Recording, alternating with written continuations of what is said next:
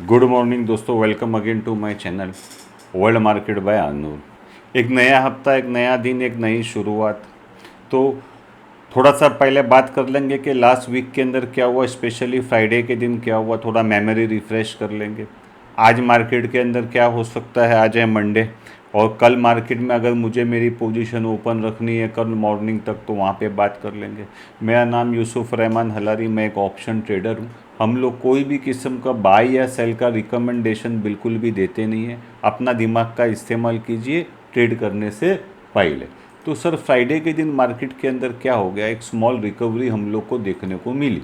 तो फ्राइडे के दिन क्या था, फ्राइडे के दिन था सेंसेक्स का एक्सपायरी, है ना। तो सेंसेक्स का जब एक्सपायरी लेता है तो लार्ज स्टॉक जो है वो एक्टिव हो जाते हैं।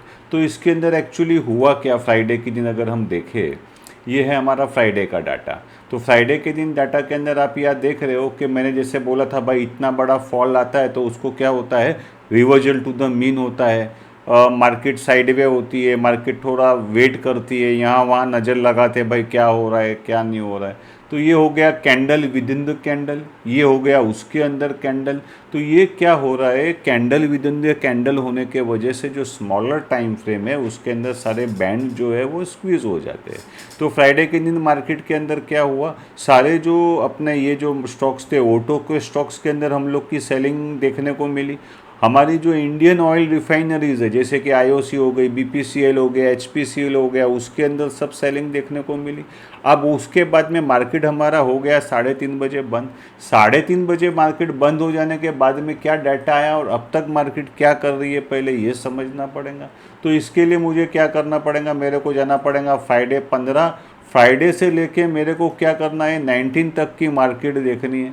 तो फ्राइडे के दिन मेरी मार्केट 3:30 बजे बंद हो जाने के बाद इंडिया का एक्सपोर्ट इंपोर्ट का डाटा आ गया। अभी एक्सपोर्ट बोलते बहुत अच्छा हो गया, कोई ये नहीं बता रहा है कि इंपोर्ट इतना ज़्यादा हो गया। उसके वजह से क्या हो गया, हमारा जो ट्रेड बैलेंस है ये बहुत ज़बरदस्त बिगड़ गया। तो बहुत हाई हमारा जो ट्रेड बैलेंस है वो आया है, यहाँ पे देखिए 18.71 माइनस के अंदर हम लोग मंथ ऑन मंथ बेसिस के ऊपर चल रहे। इसका मतलब ये होता है कि हमारा इंपोर्ट बहुत ज़्यादा है कंपेयर टू एक्सपोर्ट। अभी तो क्रूड के भाव नीचे है, अगर क्रूड के भाव बढ़ेंगे तो ये कहाँ जाएगा, ठीक है ना। फिर उसके बाद में आरबीआई ने फॉरेक्स रिजर्व का डाटा डिक्लेयर किया, और फॉरेक्स की तो हमारे यहाँ कोई कमी है ही नहीं, क्योंकि हम लोग तो इतना माल बेच रहे, इतना माल बेच रहे, तो गोरे लोग खरीद रहे, तो पैसा तो अंदर आने वाला है, पैसे का कोई टेंशन ही नहीं है।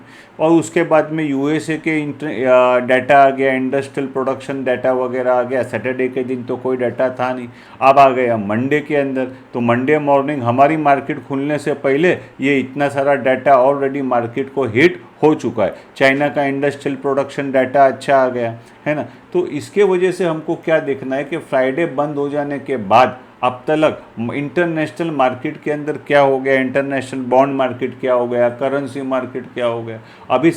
अभी भाई साहब टेंशन ये हो रहा है कि यूएसए का जो 10 ईयर है वो वापस से 4 रुपया 30 पैसे के आसपास हो गया। तो जो इमर्जिंग मार्केट है वो लोग के लिए ये एक डिफ़िकल्टी क्रिएट कर रहा है। इसके लिए सब इमर्जिंग मार्केट के अंदर हमको प्रॉफिट बुकिंग देखने को मिल रही है। डॉलर वापस 103 के ऊपर आ गया, अभी 104 के ऊपर अगर ये जाएगा तो वापस से ये इंटरनेशनल मार्केट के अंदर टेंशन क्रिएट कर सकता है। अच्छा, अभी ये था क्या, कॉमोडिटी में आ जाए। अब कॉमोडिटी के अंदर क्रूड 85 क्रॉस नहीं कर रहा था, लेकिन रशिया का कुछ प्रॉब्लम हो गया, यूएसए के अंदर ड्राइविंग सीजन स्टार्ट हो गया, उसके वजह से ये 85 के ऊपर चला गया। और 85 के ऊपर चला गया, प्लस में क्या किया है गवर्नमेंट ने, हमारे जो इंडियन पेट्रोल पंप्स है उसके अंदर रेट काटे। उसके वजह से क्या हो गया, जितनी भी ऑयल मार्केटिंग कंपनी थी इंडिया की, जैसे आईओसी, बीपीसीएल, एचपीसीएल, उन सबको ज़बरदस्त अभी इसके अंदर मार्जिन के अंदर लॉस आने वाला है। उसके वजह से उसके अंदर सेलिंग चालू है।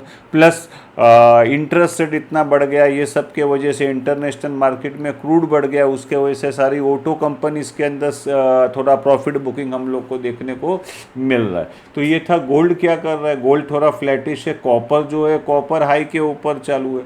अगर अब इंडाइसिस की बात करें तो भी इंडाइसिस के अंदर क्या हो गया, वहाँ पे यूएसए 30 के अंदर आप देख रहे हो प्रॉफिट बुकिंग चालू है।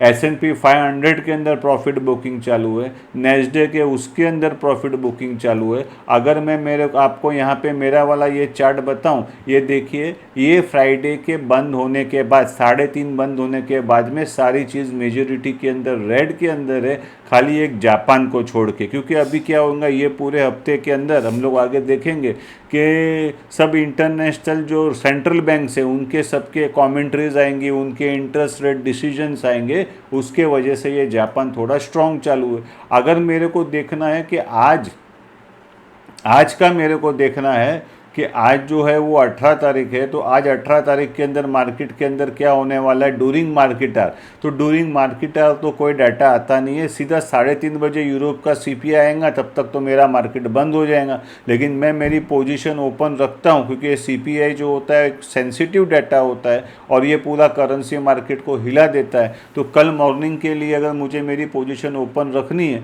तो थोड़ा सा वो हिसाब से हेजिंग करना पड़ेगी। अभी आज डाटा क्या है सर, सॉरी आज दिन क्या है, आज दिन है मंडे, तो बैंकेक्स का एक्सपायरी, तो बैंकेक्स देखना पड़ेगा। मिड कैप का एक्सपायरी है तो मिड कैप देखना पड़ेगा। आज है सर 18 तारीख, है ना, तो 18 तारीख के हिसाब से मंडे के दिन ये दोनों का एक्सपायरी इसके अंदर रहता है। तो कोई बड़ा डाटा आ नहीं रहा है। अभी हमको क्या देखना है सर, अभी हमको देखना है कि 3:30 बजे जो फ्राइडे का जो डाटा हमने बात किया, तो उसके अंदर डेरिवेटिव्स मार्केट के अंदर फ्राइडे के दिन क्या हो गया। क्योंकि डेरिवेटिव्स मार्केट के अंदर जो बैंक निफ्टी है उसके अंदर, क्योंकि बैंक निफ्टी इसके लिए देखना ज़रूरी है क्योंकि आज बैंकेक्स का एक्सपायरी है और बैंकेक्स और बैंक निफ्टी के स्टॉक्स एक ही जैसे हैं, तो ऐसा तो नहीं हो सकता कि दोनों ऑपोजिट डायरेक्शन में जाए।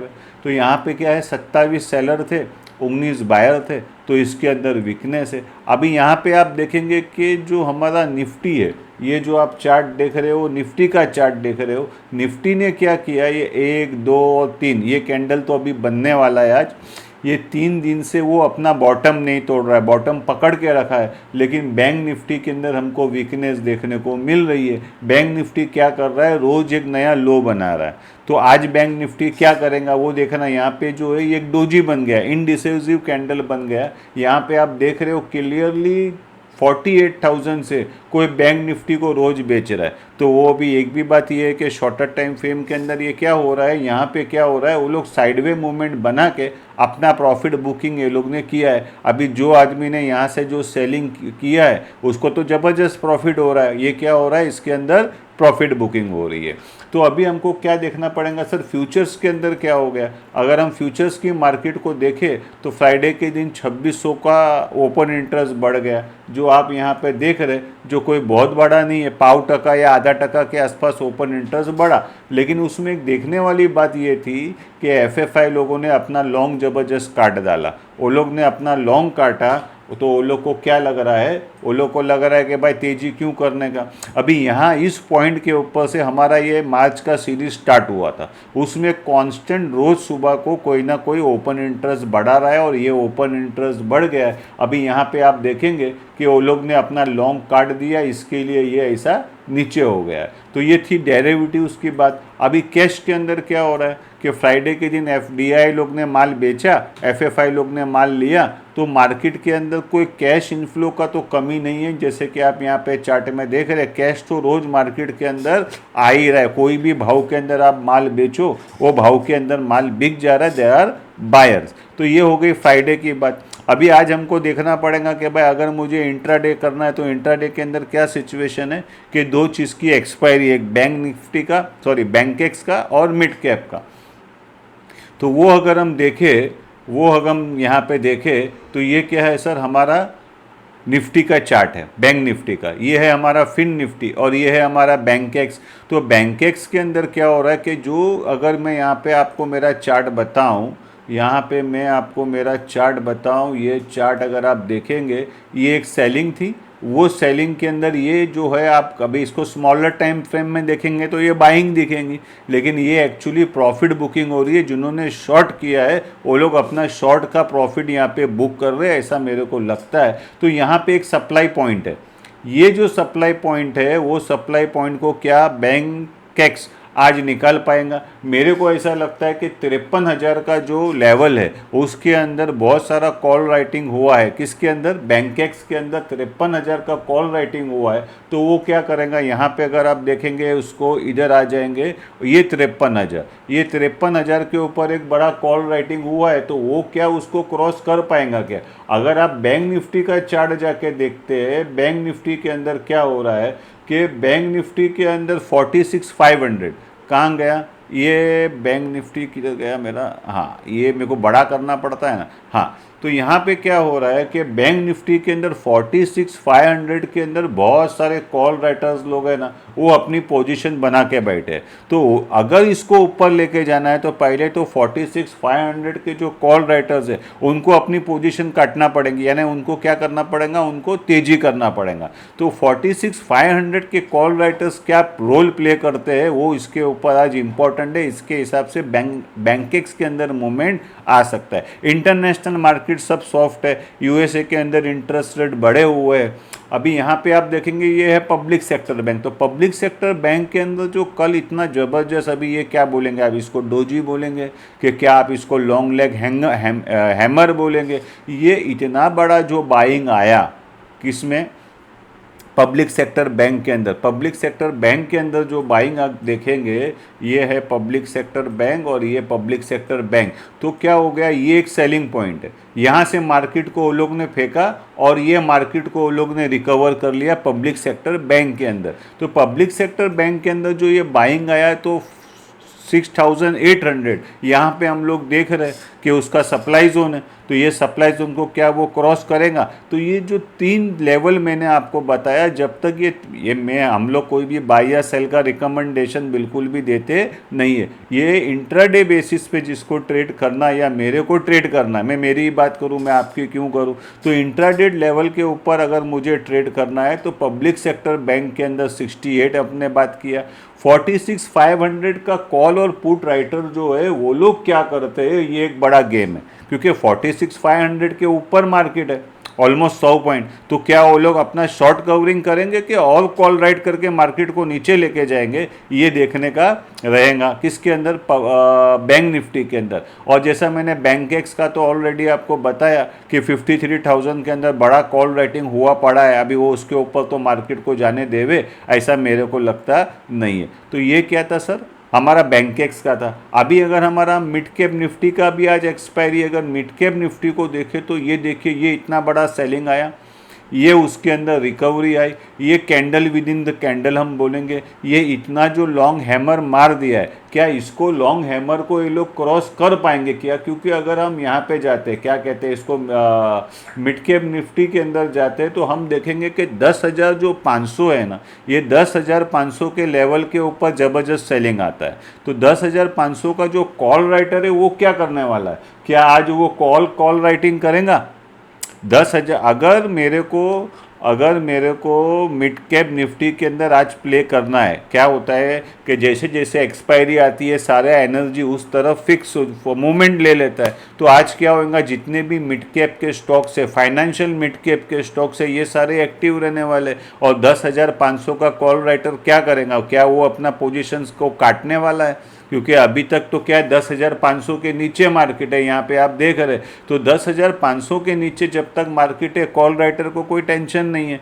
तो आज क्या हो रहा है, थोड़ा मार्केट कॉल राइटर की तरफ ज़्यादा फेवर के अंदर है, ऐसा मेरे को लगता है। अभी आप यहाँ पे देख रहे हैं, वो निफ्टी का चार्ट देख रहे हैं, ये एक फॉल आया, ये candle within the candle, ये candle within the candle. यहाँ पे हम देख रहे हैं कि यूएसए और इंडिया का जो एचडीएफसी का प्राइस है उसमें 5% का फ़र्क है। आईसीसीआई वहाँ पे वीक चालू है, यहाँ 80 बंद आया था, वहाँ 69 बंद आया है।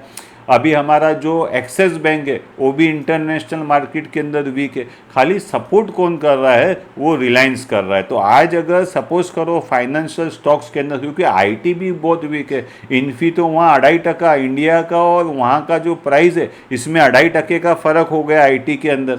तो आज अगर आईटी वीक रहेगा, आज अगर बैंक्स वीक रहेंगे, तो फिर मार्केट को सपोर्ट कौन करेगा? तो मेरे को ऐसा लगता है कि आज जो स्टॉक को आपको अगर ऑब्जर्वेशन में रखना है वो रिलायंस को रखना है। अगर रिलायंस में भी सेलिंग आ गया तो फिर ये निफ्टी को नीचे लेके जाएगा। ये निफ्टी का जो ये 1, 2 और ये 3 पॉइंट है, ये ज़बरदस्त सपोर्ट उसने क्रिएट किया है। अगर हम निफ्टी को जाके देखें, अगर हम निफ्टी का आप अगर ये क्या कहते हैं इसको ओपन इंटरेस्ट जाके देखते हैं तो इसके अंदर आपको देखने को मिलेगा कि यहाँ पे है ना एक बहुत ज़बरदस्त ये लोग सपोर्ट क्रिएट कर रहे हैं करीबन 21,900 के आसपास।